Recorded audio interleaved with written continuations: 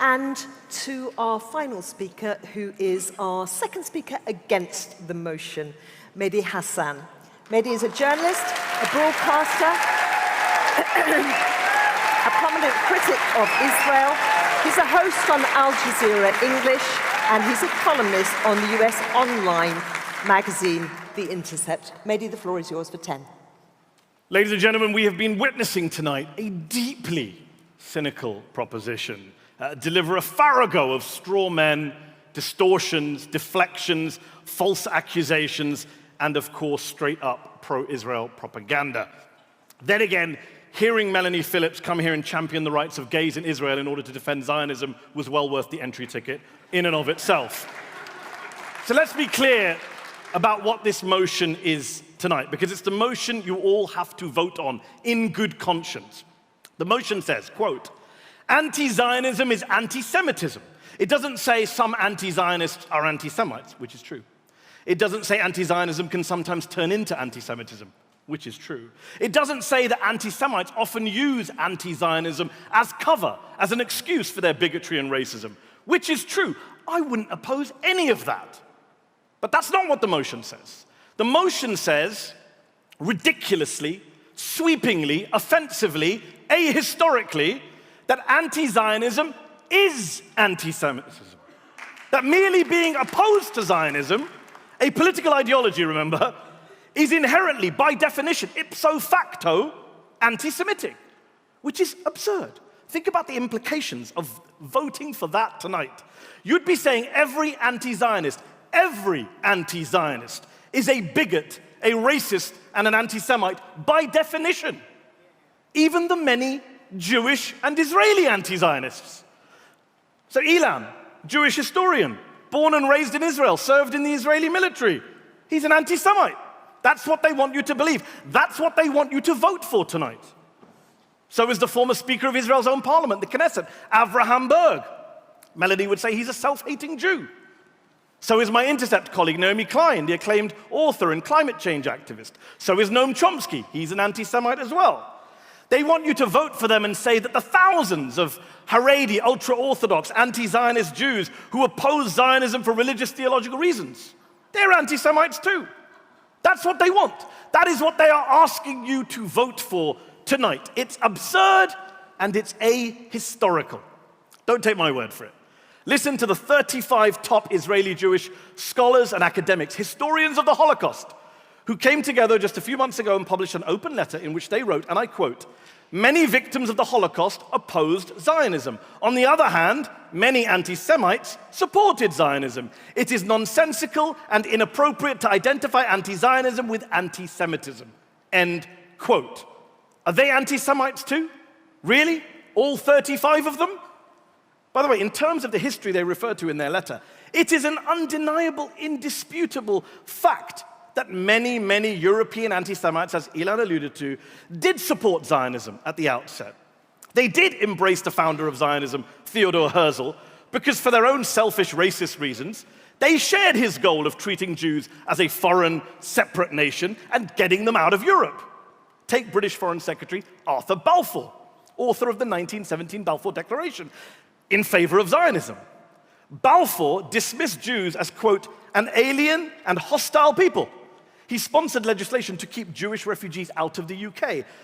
The only Jewish member of the cabinet at that time, Sir Edwin Samuel Montagu, opposed the Balfour Declaration and called Zionism a mischievous political creed. Yet apparently, according to the proposition tonight, Montagu's the anti-Semite and Balfour isn't. That's the madness that you're going to vote for tonight. This motion is not just ahistorical, not just absurd, not just offensive. It's a distraction. It's a dangerous distraction from the very real and murderous anti-Semitism that is on the rise, and that comes not from the left, not from anti-Zionists, not from the BDS movement, as Melanie would have you believe, but from a resurgent far right. In Germany, according to official figures, in 2017, 9 out of 10 anti-Semitic hate crimes were carried out by far right or neo-Nazi groups. I live in the US. 2 synagogue attacks in the space of 6 months. 12 innocent Jewish worshippers murdered in cold blood by far-right white nationalists. And yet the proposition tonight, like the Netanyahu government, like the Trump administration, want you to ludicrously believe that the threat to Jews right now, the real rise in the new anti-Semitism, comes from the anti-Zionists, from the BDS movement, from the Palestinians, and not from the murderous far right. When the irony is that Netanyahu, prime minister of the world's only Jewish state, has been cozying up to some of the worst anti-Semites on the right, who also happen to be proud Zionists. Let's be clear about that. Many of the most prominent, influential, right-wing anti-Semites today, Donald Trump, Viktor Orban, Steve Bannon, they're not anti-Zionists, they're hard-right, hardcore Zionists and pals of Netanyahu. Let's also just deal with some of the canards we've heard tonight from the proposition. Einat mentioned that it's anti-Semitic to suggest Israel is born in sin. Every black American I know says to me and says to everyone else that the United States was born in sin. Slavery was a sin at the start of the United States. No one accuses them of being anti-white racists or anti-American racists. It's just a statement of historical fact. They say the proposition that when you oppose Zionism, you're denying Jews and no one else a right to self-determination, which is just flat false. Not every nation or ethnic group wants a state, gets a state, has a state. Ask the Kurds, ask the Catalans, ask the Scots. There are more than 5,000 ethnic groups in the world today, but only 193 member states at the United Nations. Take the Druze, an Arab ethnic minority group. 100,000 or so live in Israel. Do they have a right to self-determination? If they create a Druze state inside of Israel, is Einat okay with that? If Einat says, no, you can't have a Druze state, is she racist towards the Druze? National self-determination doesn't always correspond with statehood.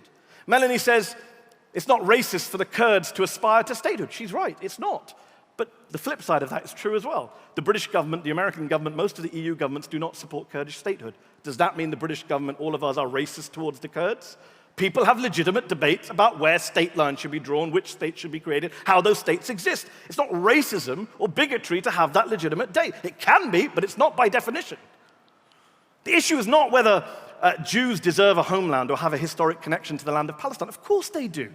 The issue is whether those historic and religious claims justify creating and expanding a Jewish majority state in which one ethnic group is privileged over another, while another group is permanently disenfranchised, dispossessed, and subjected to endless military occupation. That's what we're here to oppose tonight. Nothing more, nothing less.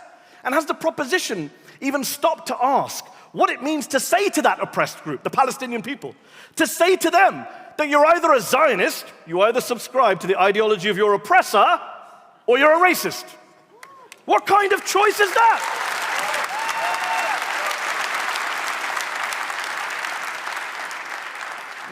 Melanie says tonight that denying Jewish nationhood is racist, it's anti-Semitic.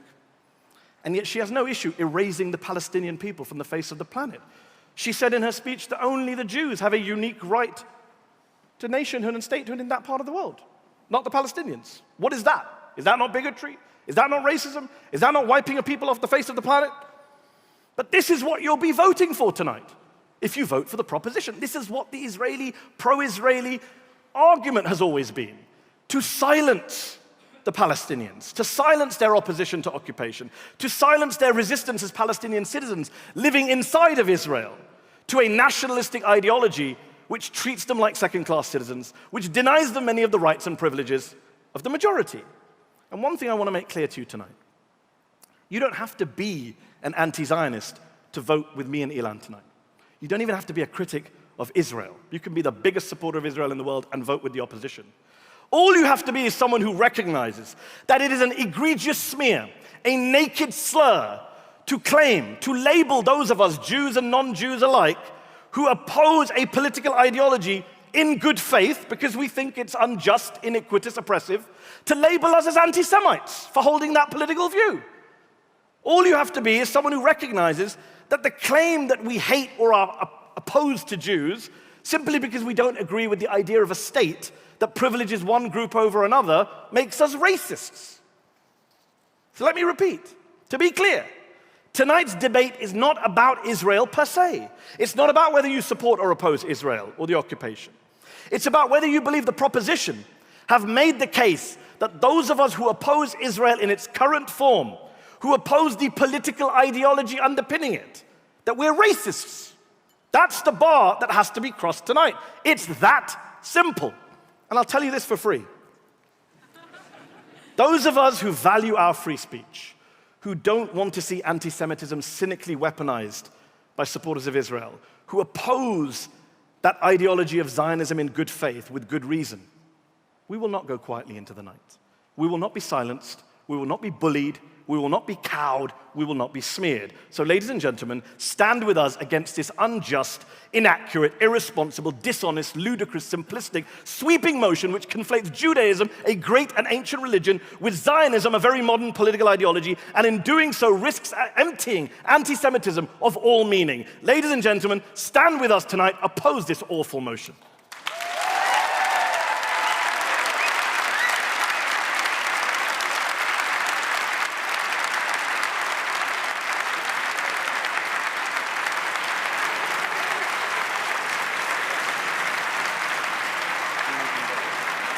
So I'll repeat that. The motion, obviously, anti-Zionism is anti-Semitism. For that motion, 15%. Against, 59%. Undecided, 26%.